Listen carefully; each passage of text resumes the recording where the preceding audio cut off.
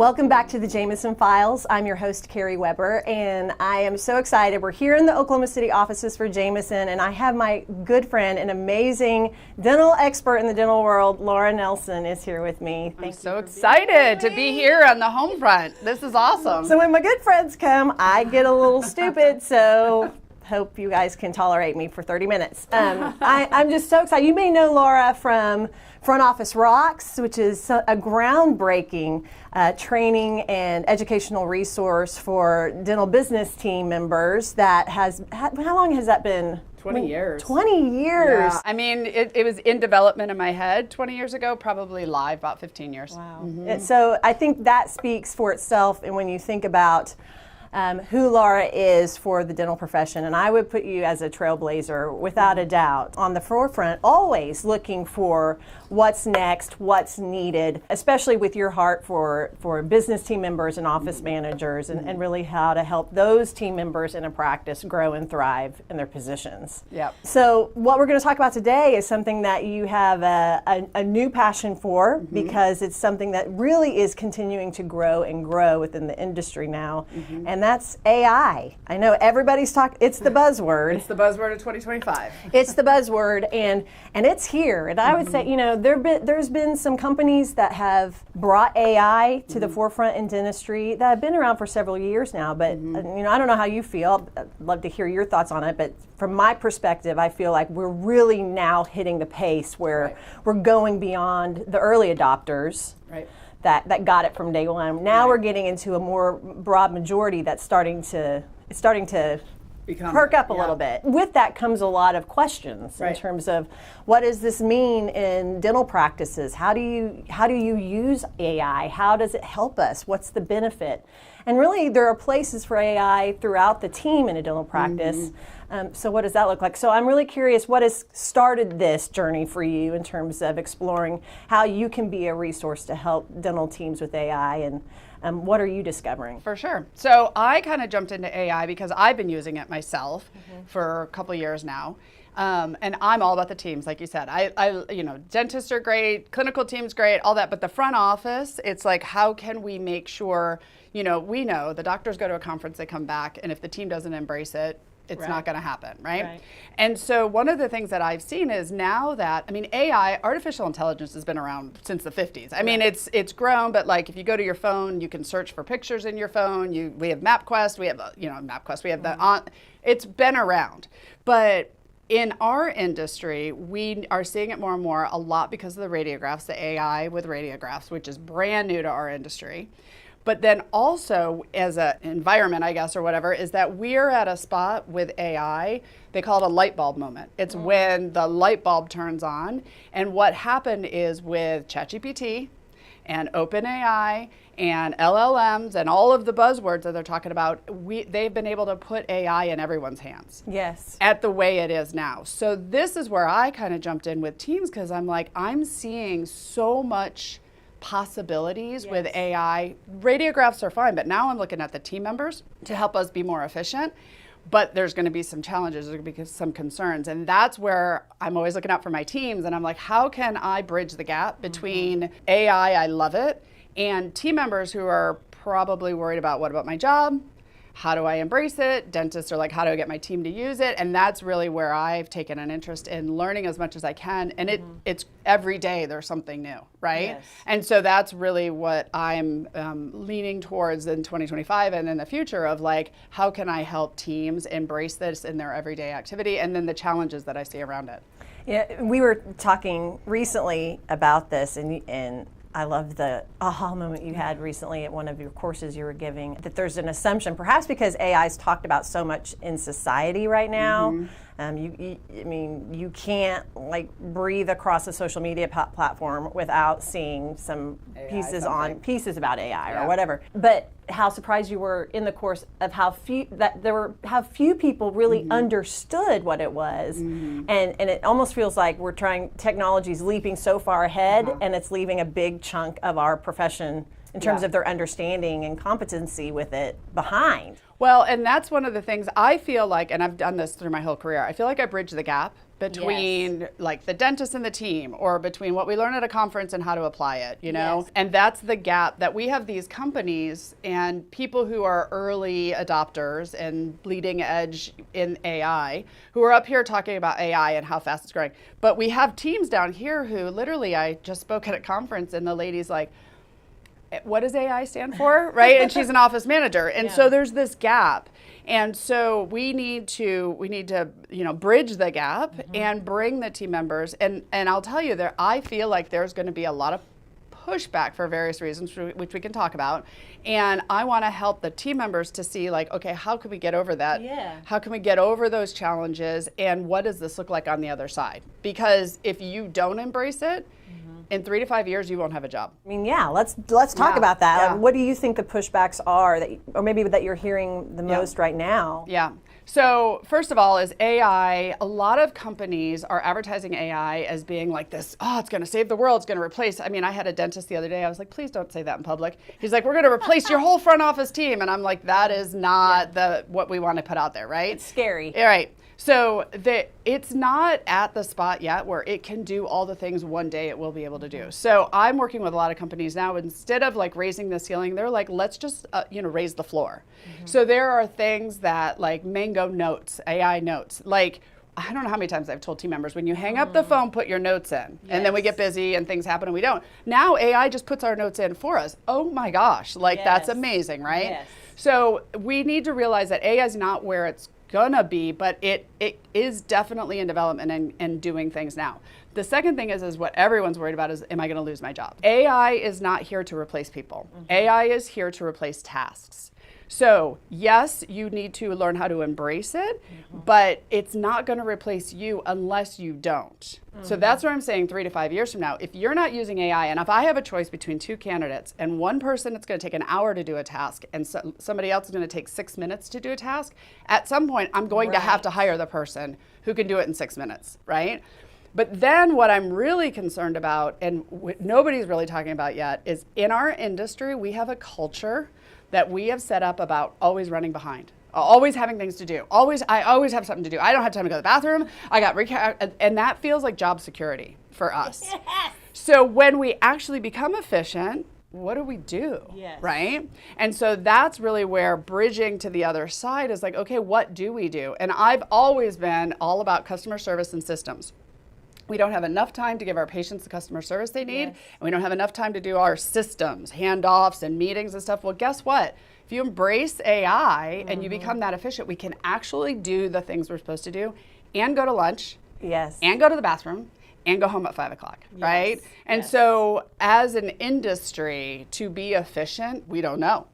And that's going to be a cultural change that we're going to have to embrace. I love that you connect those dots a little bit, because boy, that is such a challenge in behavior, because a lot of people think just being busy is being productive. Exactly. And we see this all the time in how they schedule and how they just execute tasks throughout the day. We're going to avoid the hard things, which are typically human-based things, which are having a difficult conversation or leveling up our customer service and that patient experience, working and improving our verbal skills to increase treatment acceptance, whatever that is, because we're busy doing these little tasks, and which really is you being inefficient and prioritizing the wrong things. Right. And so that's going to be challenging for people to have to take a good long look at themselves and their behaviors. But you just gave a really good example of another place where AI will be able to, not just the tasks, but like how to have an appropriate meeting, how to have a hard conversation, how to organize a team building event. Like AI is like the creative sidekick you've always needed, or the one to like coach or help you get organized. So some of AI also is there's no more excuses at some point. Now, it's not all there all the way yet, but there's going to be where there's no more excuses where you can't do these things or get the resource you need or have the information at the tip of your fingers, but then you actually have to do it. Like you have to look in the mirror and say, okay, I'm the one now that's in the way of getting my practice or my position or my team where I want them to be. And I would also say the place that, the companies that are focused on AI, Pearl, Overjet, and so on, it started with the radiographs, really bringing that to the forefront and introducing that, and have built around that with some of the insurance management piece and some really great tools. I really do think we're hitting a stride here with this resource because we're past the scary black box. Right. What is this? Why would I pay for this? What does this do for me? And shocker, we talked before we did this, and so something that I think we both agree on is the tools themselves that are out there that are, you can invest in these softwares or whatever, they really aren't that challenging to learn if you're open to it, willing to take the time to be trained and shown, just like any other kind of software or technology that we happily buy on a whim at any dental meeting. You have to train your team, you have to learn how you incorporate that in your process and how to use it to the best of its ability. And most of what people need to learn is how to communicate around the tool. Right. Because case presentation, treatment education, using those radiographs and what AI can do to highlight needs or potential areas of concern. How do hygienists use this? How do the doctors use that in treatment presentation? And so on. Those pieces are really the next step. If you're bought in enough to invest in it, you then have to invest the time to train appropriately with the team on how to communicate with it to make it an actual useful tool. And I just wrote a blog article about this because my husband and I went to 2 different dentists within a week of each other. And he's been listening to way too much dental for too many years and way too much AI out of for the last year from me. But he is in the loop on everything. He's in the loop in the companies. And so he goes to his dentist and they bring up, and they have Pearl in their office, and they bring up Pearl and he sees it and he's like, oh, you guys have AI. And the hygienist is like, let me show you. And then the dentist is going to verify, but here's things going on. And there was 2 things nobody even talked to him about. And they had a conversation and he came home and he's like, they're using AI and I've got to get this tooth taken care of. And I was like, this is amazing. I went to my dentist a week later and they happen to have Overjet, which is funny because we're talking about like 2 of the biggest. And the hygienist, I saw it come up. I screenshot it really. I had my phone. I was like took a picture really fast. She put it up and she slid it off at the 6 o'clock monitor. And she said, oh, I was just checking your x-rays with AI, and didn't say another word about it. Oh, wow. And I waited because I could have gotten into like really geeking out, but I was like, let me see if she uses it in case presentation. And I'm friends with the dentist. And so after we were done, I said, I see that you're using AI. She's like, yeah, we love it. She goes, if only though we could get our team members to talk to our patients about it. And I said, yeah, your hygienist showed it to me. I wouldn't have known. I mean, a normal patient wouldn't have known. And she slid it right off the screen. There's an example of the softwares, they can compete on how great they are and all that. But when it comes down to the patient, this one was a huge missed opportunity. And my husband came home thinking he was a dentist. You know what I mean? So, I mean, that's really, exactly. Yeah. And I think that takes us back to some very foundational conversations about, again, communication skills within dental practices and dental teams, because AI can be a tremendous tool. If you have a practice that has a lot of broken appointments and no-shows in hygiene, I would bet you money that I could come and you could go and we could listen to the hygienists and how they communicate to patients through an entire appointment, and there would be missed opportunities to communicate what's happening in the appointment that makes it valuable and something you never want to miss. Like when you're doing an oral cancer screening.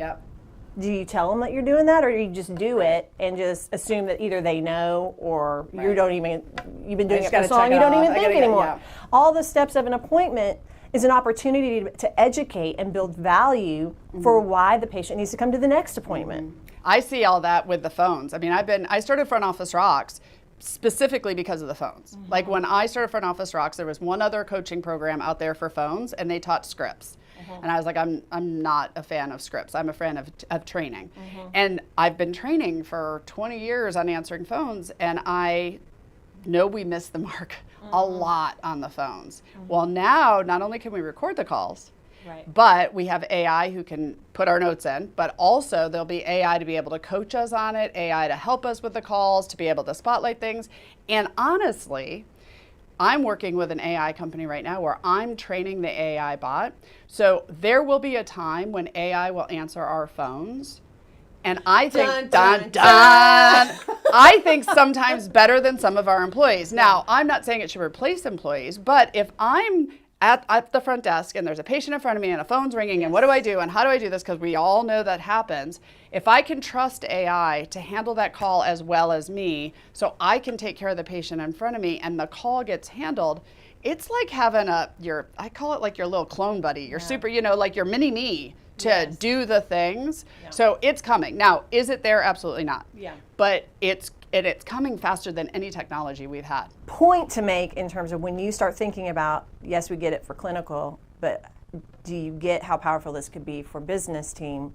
Because how many times do we speak to groups of business team members that don't know where to focus their attention and presence in the middle of a really busy day? Do I answer the phone? Do I talk to the patient? Do I handle this insurance issue? Do I respond to this email? Do I submit this claim? Whatever it is.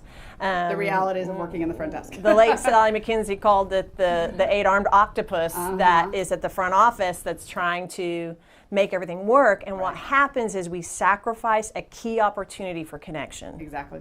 Because of busyness. Yeah. So if this frightens you, take a step back, take a deep breath, and think about how powerful could I be in the things that matter most in a relationship-based business if I had the time to focus my energy and attention on what mattered the most. Exactly. And that's connection, conversations, communication, and presence with a patient. Yeah. And whether that's having the time to answer the phone or to know I can talk to this patient for 3 more minutes and be fine, or taking that time to focus primarily on the patient that's standing right in front of you in the office. I think that could be a better way for all of us to pivot our mindset and to look forward to the future of what is coming. Change is always scary. I was joking earlier that I'm getting to an age where 30? adapting. 30? Yeah. Yeah, as far as everybody knows. Adapting to technology becomes more and more effort. But just like anything, everybody's motivated by what's in it for them. So if you can start thinking about how this could benefit you, how this could benefit your teammates, how this could benefit the patients, the practice, it could be something that'd be really motivating to learn more about. Right, and that's one of the things that I want. If you're not in AI or haven't been playing with it or whatever, this light bulb moment that we're in is the fact that everyone has access to AI now. You don't have to know how to code. You don't need the software. You don't need to. You're talking about learning softwares. It's really not.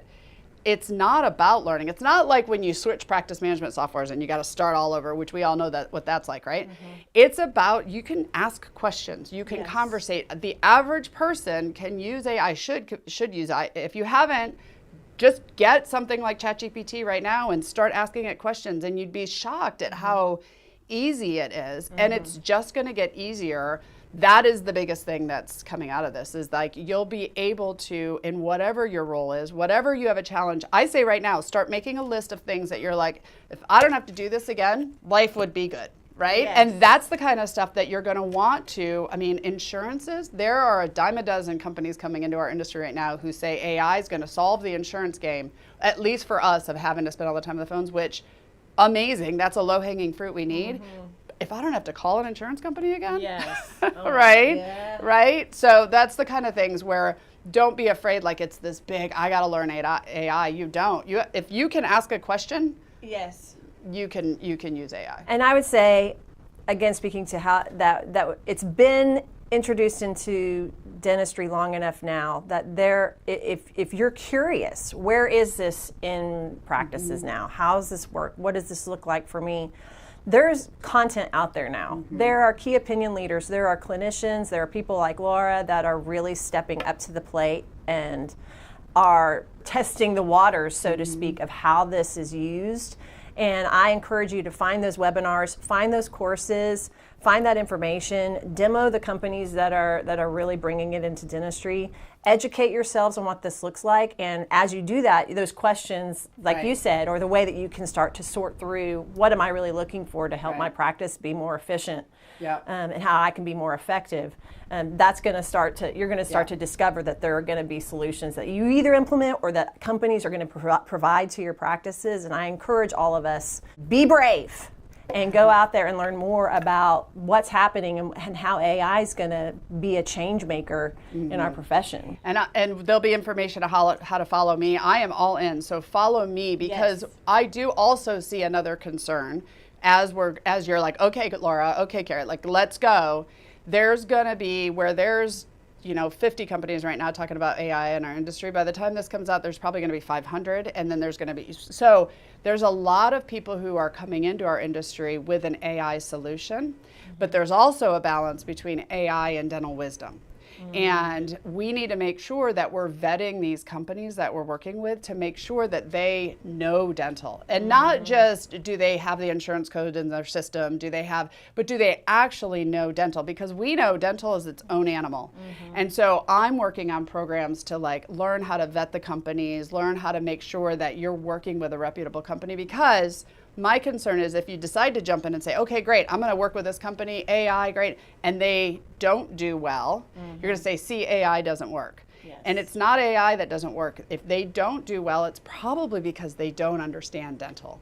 And there's the companies right now in our industry who I say, how long have you been here? 3, 4, 6 months. I mean, this stuff is going fast. What do you know about dental? Well, my cousin was a dentist or is a dentist, and that's the kind of concern I have of, there's an opportunity here, and I don't want our offices and our dentists to be sent down the wrong path. So stay connected to advisors and KOLs and groups and me and whoever you trust to lead you the right way. Don't just pick the next guy that shows up. How can they find you? Laura Nelson, find me everywhere, but I'm super. You can Google it. You can Google it. I'm very connected still with Front Office Rocks. I'm very connected with FAADOM. You're going to see, probably you already know, Laura Nelson AI somewhere in 2025. So there'll be information down below. But I am actually working on cloning myself with an avatar. So one day this will be avatar. Yeah, it's not there yet. It's a little creepy. I actually have the video. It's a little creepy. But one day we'll be able to film videos for our website. And you don't even have to have the employees show up. You don't need cameras. You don't need lights. It'll be amazing. So it's coming. It's not there yet. One day I will be a hermit. Yes. One day we'll be on the beach, and our avatars will be having this discussion. I can't wait. Well, no, thank you so much for being with me. And thanks to all of you for being here for another episode of the Jamison Files. Be well, and we'll see you next time.